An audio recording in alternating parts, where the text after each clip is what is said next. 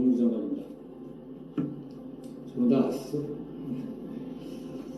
오늘은 올해 들어서 가장 더운 날로 기억되겠지만 여기 계신 16분의 신임검사들과 저기 뒤에 계신 가족, 친지분들께는 평생 기억될 날이 될 수도 있을 것 같습니다. 저도 그랬습니다. 처음 공직을 시작한 이날의 현장 스케치 같은 장면들이 아직도 생생합니다. 돌아가신 제 아버지도 바로 지금 저 뒤에 계신 어르신들과 비슷한 표정이 있었습니다. 아버지가 그런 기쁜 표정 짓는 거 제가 처음 봤었습니다.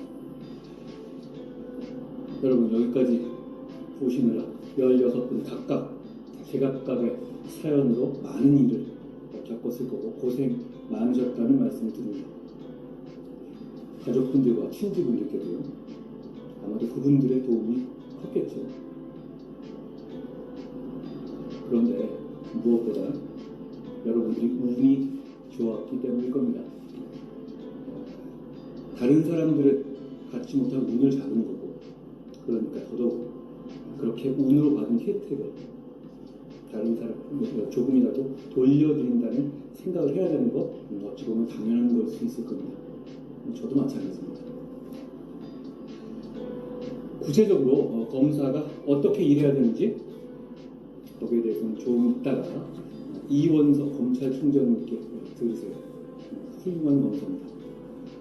대신 저는 짧게 오늘 아침에 오가면서 든 생각을 말씀드리겠습니다.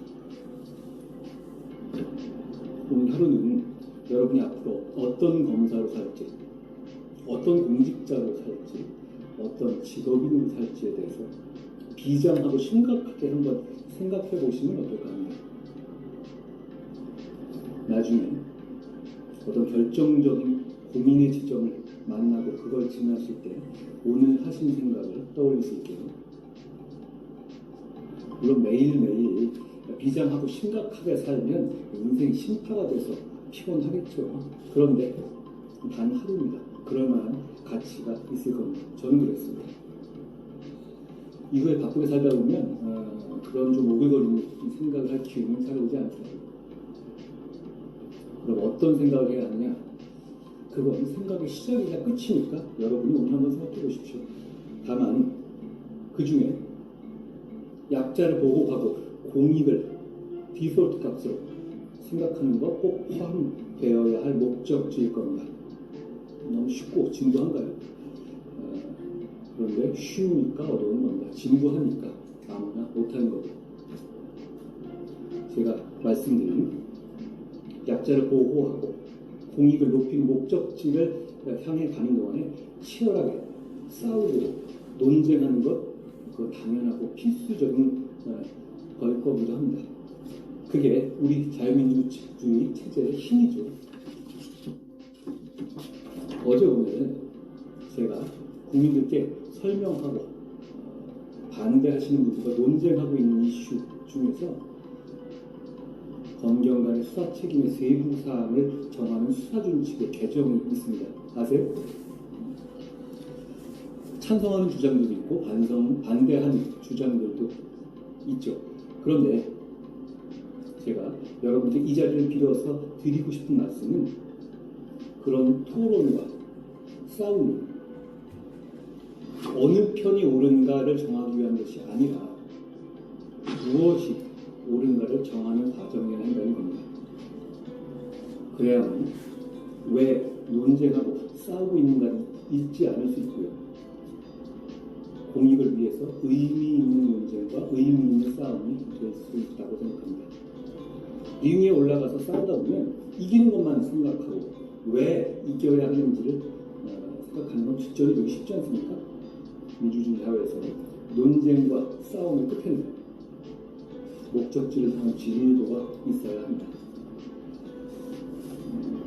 말이 나온 김에 지금 이 수사준칙 개정식을 가지고 대입해서 말씀드리면 반대하고 비판하시는 분들은 경찰의 권한 확대가 맞냐, 경찰의 권한 확대가 맞냐를 말씀하시는데요.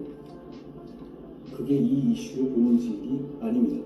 이 수사 준칙의 개정으로 검찰 권한 또는 경찰 권한이 확대되느냐가 아니라 이 수사 준칙의 개정 전과 후에 국민의 권익이 좋아지느냐 나빠지느냐가 이 이슈의 본질입니다. 비판하시는 분들이 만약 자기나 자기 가족이 범죄 피해를 당해서 고소 고발을 한다고 가정해 보시면 이번 수사 준칙 개정 전후 어떤 게 본인에게 좋을지, 본인의 일이라면 어떤 것을 선택할지 그건 명확하거든요.